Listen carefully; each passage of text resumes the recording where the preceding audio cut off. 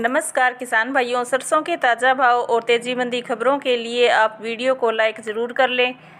किसान भाइयों, हमने अपनी कल की वीडियो में ही बताया था कि सरसों का बाज़ार इतना संवेदनशील बना हुआ है कि सुबह के भाव दोपहर को और दोपहर के भाव शाम को पुराने हो जाते हैं। कई दिनों से सरसों में एक ही तरह का रुझान चल रहा है। सुबह के समय बाज़ार कमज़ोर खुलते हैं और शाम होते होते जब सरसों नहीं मिलती है तो शाम तक भाव बढ़ जाते हैं। हालांकि कल बाज़ार इस रुझान से थोड़ा सा अलग रहा। बाजार में सुबह से ही अच्छी खासी तेज़ी देखने को मिल रही थी। प्लांटों से लेकर हाजिर मंडियों तक सरसों में 100 रुपये की तेज़ी बनी हुई थी। अलग यह रहा कि शाम को सरसों का बाजार 25 से 50 रुपये कमज़ोर हुआ। सुबह की तेज़ी और शाम की कमज़ोरी की क्या वजह रही, हम दोनों ही बातों को बारीकी से समझेंगे और ये भी जानने की कोशिश करेंगे कि आगे क्या रुझान रह सकता है। अगर आप सरसों के किसान हैं तो ये वीडियो आपको अंत तक ज़रूर देखनी चाहिए। किसान भाइयों, कल मलेशियाई पाम तेल वायदा में लगातार दूसरे दिन बढ़त दर्ज की गई, जिसका प्रमुख कारण क्रूड तेल की कीमतों में आई मजबूती रहा। हालांकि मांग में कमी और आपूर्ति में वृद्धि के कारण इसके भाव में साप्ताहिक गिरावट दर्ज की गई।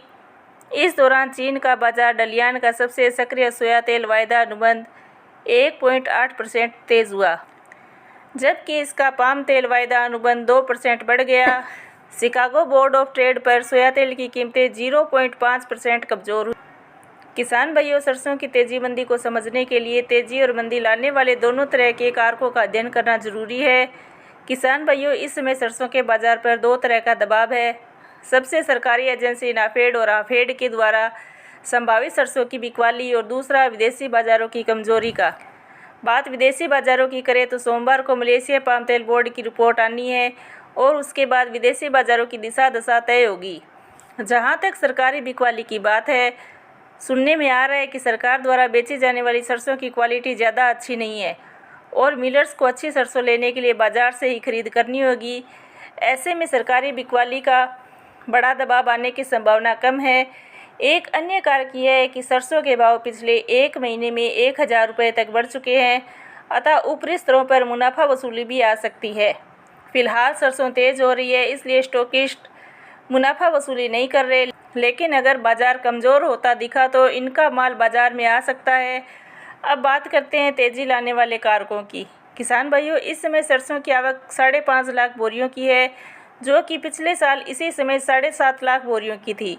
इसे देखें तो कहा जा सकता है कि सरसों का उत्पादन कम हुआ है और बाजार में तेज़ी लाने में सहायक है।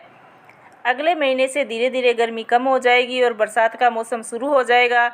बरसात के मौसम में सरसों तेल की अच्छी डिमांड निकलती है, जो कि भाव को सहारा दे सकती है।